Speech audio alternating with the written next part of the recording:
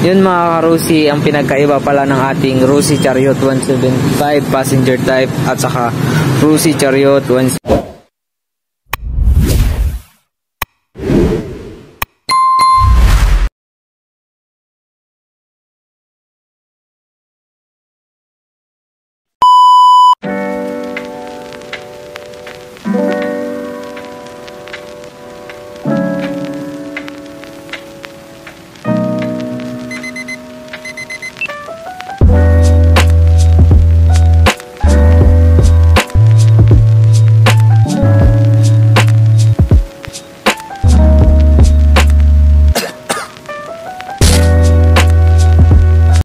So what's up mga karusi, to this video is mag-update na naman tayo ng price ng ating Rusi Chariot 175 passenger type. Nung last time yung in-update natin is yung Rusi Chariot 175 with roof. Ngayon itong Rusi Chariot 175 passenger type na naman yung update natin. Yun mga karusi, ang pinagkaiba pala ng ating Rusi Chariot 175 passenger type at saka Rusi Chariot 175 with roof is ito po.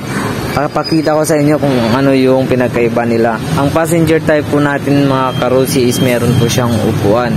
Ito yung napakaganda sa kanya is pwede natin siyang pagsakyan or pwede rin natin siyang pagkargahan mga karusi, kasi itong upuan natin is natutupoy po ito. So dito naman siya mga karusi, dito ang pintuan niya is pag ganito mga karusi, ganyan mabubukas. Pero yung ano natin, with roof natin is straight lang yung dito niya mga karusi. Wala siyang madaanan, wala din siyang ganito mga karusi na apakan para madali tayo makaakyat. So kaya iba yung presyo niya mga karusi, kasi yun nga yung pinagkaiba niya. So dito naman sa harapan is wala pong pinagkaiba. Ganito lang din po yung kung ano yung nasa passenger type, ganito din yung sa with roof natin mga karusi. Dito lang po sa likod. Kung gusto nyo naman kung pangkargaan lang talaga, pwede lang din yung with roof. Pero kung gusto nyo pang biyahe-biyahe din, itong passenger type natin is maganda to, kasi pwede makasakay yung 8 tao dito mga karusi. So yun. Ngayon mga karusi, dito naman tayo sa kanyang SRP price at saka yung down payment at saka installment sa 3 years at saka 1 year. So ngayon mga karusi, ang ating Rusi Chariot 175 passenger type is nagkakahalaga lang po ng 117,000 po yun mga karusi. At syempre Rusi tayo, may sabot-sabot pa lang yan mga karusi.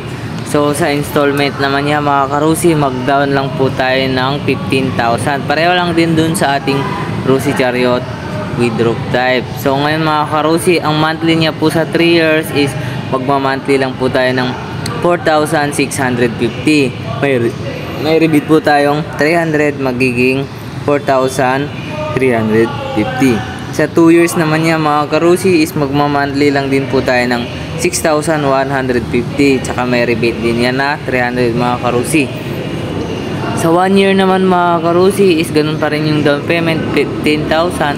Magma-monthly po tayo ng 10,650 mga karusi at may rebate po yan na 300, magiging 10,350 mga karusi.